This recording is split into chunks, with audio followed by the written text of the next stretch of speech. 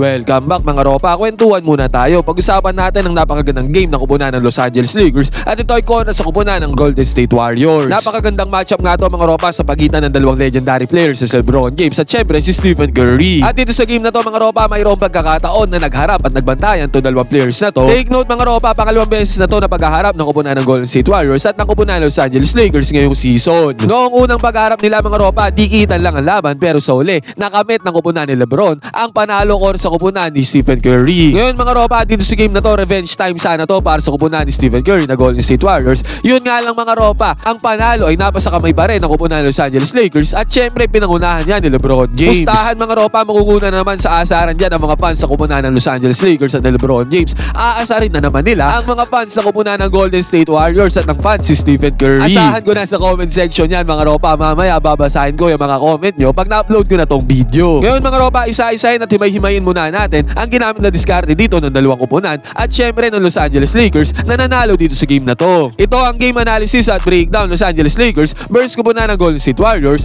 Basically, LeBron James versus Stephen Curry. Simulan na natin to. Okay, game. Dito na tayo magsimula mga ropa sa third quarter kasi sa first at second quarter, dikitan lang ang laban at dito sa third quarter na to, 67-61 ang score. 6 na puntos ang kalamangan dito ng kupunan ng Los Angeles Lakers. Masakit man makita at marinig to ng fans sa kupunan ng Golden State Warriors mga ropa, pero sasabihin ko na dito sa third quarter, dito tinambakan ng kupunan ng Los Angeles Lakers ang kupunan ng Golden State. Pero syempre mga ropa, hindi naman agad-agaran tinambakan ng kupunan ng Lakers sa kupunan ng Golden State. Dito nga mga ropa, actually nakakuha pa ng good penetration dito si Gary Payton para umiscore dito sa may mid-range. Tingnan natin ang ginamit na depensa dito ng kupunan ng Los Angeles Lakers mga ropa na marahil nagpapanalo sa kanila dito sa game na to kung sa kupunan ng Golden State Warriors. Kitang-kita natin dito mga ropa sa position ng players na to ng kupunan ng Los Angeles Lakers. Naka-zone defense sila dyan against sa opensa ng kupunan ng Golden State. Si Stephen Curry may hawak ng bola dito para sa kupunan ng Golden State Warriors mga ropa. At kitang-kita natin dito na sinisigapan ni LeBron James yung possible na daanan dito ni Stephen Curry. Naka-zone nga sila dyan. Pero pagkabasa ni Stephen Curry ng bola din sa may ibabaw kay Gary Payton, agaran din naman close out si LBJ dyan kay Gary Payton. Ibig sabihin mga ropa, may good close out dito ang kupunan ng Los Angeles Lakers at yung tira na yan ni Gary Payton mga ropa, well contested yan by LeBron James. Enough resistance yan, napakahirap na tira niyan. Pero buti na nga lang mga ropa, naipasok ni Gary Payton ang kanyang tira dyan. Kahit na sobrang gandang depensa ang ginawa dito ng kupunan ng Lakers. At ito pa mga ropa, another one possession ulit to ng kupunan ng Golden State Warriors. Tingnan ulit nating mabuti dito na naka-zone defense dyan ang kupunan ng Los Angeles Lakers. Ngayon mga ropa, ang may hawak ng bola dito ay si Jackson Davis. Ang ginawa ni Buddy Hield dito, sinubukan niya ang kumat dito sa side na to. At sakat na yan ni Buddy Hield mga ropa, kitang-kita natin na track niya dito yung depensa ng kupunan ng Los Angeles Lakers.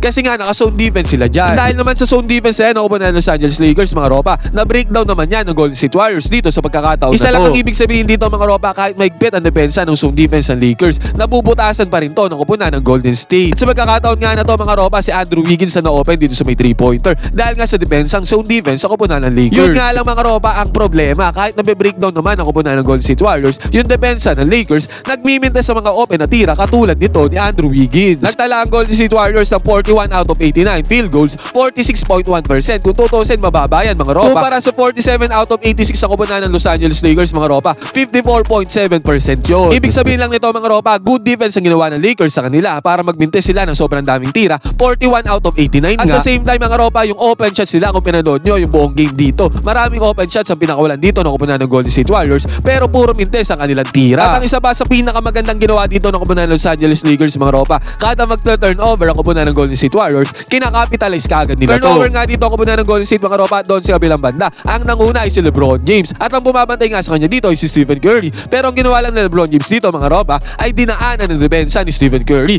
Kaya ang nangyari dyan is 2 points para kay LeBron, basket is good. At ito pa mga ropa, another one good example ulit to sa ginagawang depensa ng kupunan ng Los Angeles Lakers. Kitang-kita natin dito mga ropa na nag-set ng high screen play dito ang kupunan ng Golden State. Si Stephen Curry ang nagbamando ng bola dito. At ang nag-set ng screen dito mga ropa ay si Quentin Post, yung player ng kupunan ng Golden State Warriors na pumutok noong nakaraang game. Kitang-kita natin mga ropa na nag-set ng double team dito ang kupunan ng Los Angeles Lakers kay Stephen Curry. Kasi ang mga atake dito si Stephen Curry doon sa may loob. Ibig sabihin nga mga ropa, ang pinaprioritize ang zone defense dito ng kupunan ng Los Angeles Lakers ay hindi maka-atake ang kupunan ng Golden State Warriors doon sa may loob. At kitang-kita ulit natin dito mga ropa na na-open yung player ng kupunan ng Golden State Warriors dito sa may top of the key, si Post yan. Actually mga ropa, wala nga close out dito kay Quentin Post pero nagmintes ang kanyang tira. Yan yung sinasabi ko na ang daming mintes sa tira dito na kupunan ng Golden State. Kasi nga 41 out of 89 sila sa field goals. Ngayon mga ropa, ang score dito 71-65. 6 na puntos lang alamangan dito ng kupunan ng Los Angeles Lakers. Dito na sa sumunod na possession ng kupunan ng Los Angeles Lakers mga ropa. Dito dito na sila bumulusok sa opensa. Sa pagkakataon na to mga ropa, pick and roll play ang ginawa dito ni LeBron James at ni Anthony Davis. Pero good defense naman ang sinagot dyan ang kupunan ng Golden State Warriors. Yun nga lang mga ropa, si Max Christie ay naiwan dito sa may left side corner 3-pointer na open. Ang gandang hanap naman ang ginawa dito ni Anthony Davis mga ropa, pasa niya dito kay Max Christie at ang resulta niyan mga ropa, open na open si Max Christie. Pasok ang tira dito ni Max Christie sa may 3-pointer, basket is good. At ang sumunod mga ropa, akin inulit-ulit ang kupunan ng Golden State Warriors yung play nila. Stephen Curry nagmamando ng bola at high screen ni Quentin Post. Pero mga ropa, hindi pinasa ni Stephen Curry ang bola dito kay Quentin Post sa may top of the key. Hindi niya pinasa. Kumbaga, inatake niya ngayon si Anthony Davis. Nagagas pa nga dito si Max Christie mga ropa, hindi na siya dumobble team dyan kay Stephen Curry.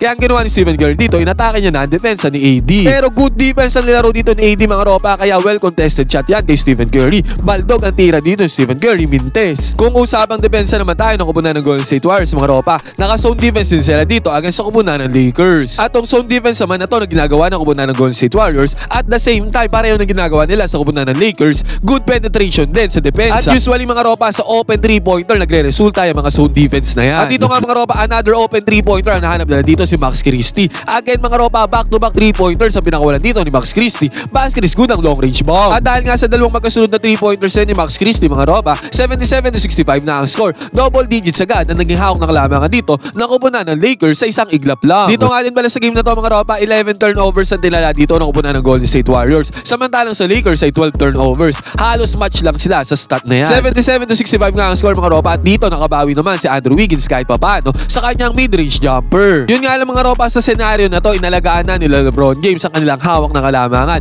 This time mga ropa, pick and pop play ang ginawa ni LBJ dito at ni Anthony Davis. At tong pick and pop play na to mga ropa, sobrang successful na ginagawa to ng dalawang players na to. At ang resulta nito mga ropa, basket is good para kay Anthony Davis. At sabi ko nga mga ropa, zone defense ang ginagawa ng kupunan ng Los Angeles Lakers. Sa pagkakataon na to, umatake si Andrew Wiggins sa zone defense sa kupunan ng LA. At successful zone defense dito ang nilaro ng kupunan ng Los Angeles Lakers mga ropa. Dahil dito, good defense si Anthony Davis, nakakuha sila ng steal dyan. At eto pa mga ropa, another one possession ulit ng kupunan ng Golden State Warriors. This time, umatake naman si Guy Santos sa zone defense sa kupunan ng Lakers. Kita natin dito mga ropa na inulit ni Anthony Davis yung kanyang defense ang ginawa niya kay Andrew Wiggins. Yun nga lang mga ropa, hindi to umepekto ngayon kay Guy Santos. At dahil nga sa zone defense ng Los Angeles Lakers mga ropa, ang tendency outcome niyan, naiwan naman na open na 3-pointer dito si Quentin Post. Yun mga ropa, papaliwanag ko sa inyo kung hindi sana nag-zone defense yan si Anthony Davis kay Guy Santos. Eh di siya ang may bantay dito kay Quentin Post at hindi yan mau-open sa 3-pointer. Yun nga lang mga ropa, kung hindi humelp naman si Anthony Davis, ibig sabihin open lane yan para kay Guy Santos para umatake at mag-penetrate doon sa may ilalim. Yung ganyan depensa mga ropa, sugal sa sugal yan, pero usually ang response dyan,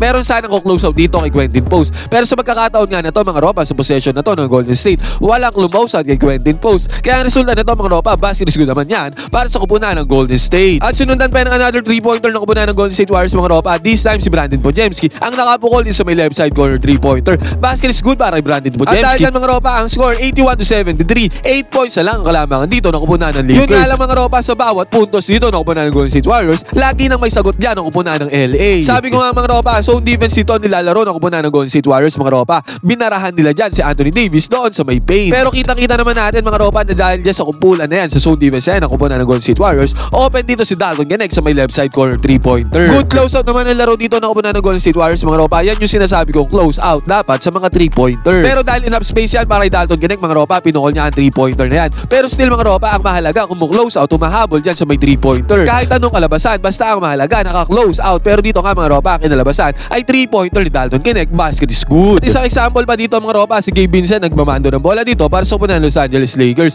Kitang-kita natin na ng zone defense nga dyan ang kupunan ng Golden State. Sa akmang pag-atake lang na to ni Gabe Vincent mga ropa dito sa kaliwa, na-attack niya na agad dyan ang depensa ni Quentin Post. Eh ang binabantayan ni Quentin Post dito mga ropa si Anthony Davis. Kaya ang ginawa dito ni Gabe Vincent, pinasa niya na agad yung bola dito kay Anthony Davis dahil bahagyan na-attack niya nga dyan ang depensa ni Quentin Post. At dahil dyan mga ropa, ang resulta niya, nakabuelo dito si Anthony Davis against sa depensa ni Quentin Post. Easy 2 points kaagad na napundar dyan ni Anthony Davis dahil sa senaryo na yun. Take note nga pala mga ropa, dito sa game na to, nagtala ng tumataginting na 36 points, 13 rebounds at 3 assists si Anthony Davis. 86-75 nga score dito mga ropa, at yung score na yan ay tapyasan pa yan ang kupunan ng Golden State Warriors dahil dito sa 3-pointer na to ni Quentin Post sa may top of the key. Good defense naman laro dyan ni Anthony Davis mga ropa. Yun nga lang, pasok pa rin ang tira para kay Quentin Post, basket is good. At sinundan pa to ng another points na naman ang kupunan ng Golden State Warriors mga ropa, this time courtesy of Moses Moody. Ang hirap na tira niyan mga ropa, pero still naipasok ni Moses Moody, basket is good. Yun nga lang mga ropa, sabi ko sa inyo, kada puntos sa kupunan ng Golden State Warriors ay mayroong sagot ang kupunan ng Los Angeles Lakers. At dahil nga zone defense sila naglalaro dito ng kupunan ng Golden State Warriors mga ropa. Sa penetration na to ni LeBron James, na-attract niya ang depensa dito ng kupunan ng Golden State. At dahil dyan mga ropa, opportunity to para ipasa ng LeBron James yung bola doon sa may open 3-pointer. At ang open 3-pointer dito mga ropa ay si Dalton Gannett dito sa may right side corner. At syempre mga ropa, dahil open yan, pinukol ni Dalton Gannett ang 3-pointer. Basket is good para sa kanya. At bago maubos ang oras sa may third quarter mga ropa, nakapukol pa ng 3-pointer dito si Andrew Wiggins. At dahil dyan mga ropa, ang score 89-83. 6 na puntos lang ang kalamangan dito ng Lakers pagpasok ng fourth quarter. At dito na sa fourth quarter mga ropa, dito na nag-take over mode ng isang LeBron James. Dito mga ropa, nakuha niya ang bantay na si Stephen Curry. At dahil mismatch yan para kay LBJ mga ropa, masyadong maliit si Stephen Curry para sa kanya. Kinapitalize ni LeBron James ang pagkakataon na yan. Ang ginawa ni LBJ mga ropa, inatake niya lang ang depensa dito ni Stephen Curry. Easy lang para kay LBJ. Basket is good agad ang kanya napundar dito. Easy money. At another one mga ropa, pumukol si LBJ dito. Yun nga lang, mintes ang kanyang tira. Pero ang offensive rebound ay napasa kamay ng kupunan ng Los Angeles Lakers. Inatake ulit ni LBJ dito ang depensa ng kupunan ng Golden State Warriors mga ropa. At another 2 points na naman ang kanyang napundar dyan. Basket is good. At dahil dyan mga ropa, ganun lang, 93-85 agad na score. Lumobo ulit ang kalamangan dito ng kupunan ng Los Angeles Lakers. At sa possession na to mga ropa, pumukol si Stephen Curry dito sa may top of the key 3-pointer. At ang tira na ni Stephen Curry ay mintes. Take note mga ropa, 13 points ang tira ni Stephen Curry dito sa game na to. 13 points sa first half at sa second half mga ropa, natameme na si Stephen Curry. Hindi na siya nakascore sa second half. At dahil sa mintes ni Stephen Curry mga ropa, another good gameplay na naman ang pinakita dito ng kupunan ng Los Angeles Lakers. Na breakdown na naman nila ang zone defense sa kupunan ng Golden State. At sa pagkakataon na to mga ropa, sa right side corner 3-pointer, si Dorian Finney-Smith ang na-open. At dahil open yan mga ropa, basket is good na naman ang 3-pointer para sa kupunan ng Lakers. Easy money na naman. At sa pagkakataon na to mga ropa, turnover ang kinumit ng kupunan ng Golden State Warriors. At dyan sa turnover na yan, nakapitalize yan ng kupunan ng Lakers. Si LBJ ang una sa may fast break. At dahil dyan mga ropa, 98-87 na ang score. Sabi ko nga sa inyo mga ropa, sa second half, hindi na nakascore si Stephen Curry. Mintes ulit ang tira niya dito. At sa kabilang banda mga ropa, nakascore naman dyan ang kupunan ng Lakers. Ang gandang penetration dito ang ginawa ni Austin Reeves. Easy 2 points para sa kanya, basket is good. At pagkatapos yan mga ropa, nakakuha pa dito ng lethal pick and pop play si LeBron James at si Anthony Davis. Pick and pop play nga mga ropa, teardrops lang dito ni Anthony Davis. Easy 2 points kaagad ang kanilang pundar, basket is good ulit yan. At another one mga ropa, lethal pick and pop play na naman ni LeBron James at ni Anthony Davis. Puntos na naman ang kinalabasan niyan, basket is good para kay Anthony Davis ang mid-range jumper. At pagkatapos ito mga ropa, tinirada pa sila dito ni Gabe Vincent ang napakaganda niyang move. Sabay step back dito sa may mid-range, basket is good yan. At dahil yan mga ropa, ang score 108-93, tambakol malala na kupunan ng Golden State dito sa fourth quarter. At eventually mga ropa, hindi na nakahabol dyan ang kupunan ng Golden State. Nagtapos ang game sa score na 118-108, 25-18 na standing sa kupunan ng Los Angeles Lakers. Nananatili silang panlima sa Western Conference mga ropa. Ngayon, ano masasabi nyo dito sa game na to? Stephen Curry versus LeBron James, Los Angeles Lakers versus Golden State Warriors. Pwede kayo mag-aasaran dyan sa baba, magkwentuhan tayo.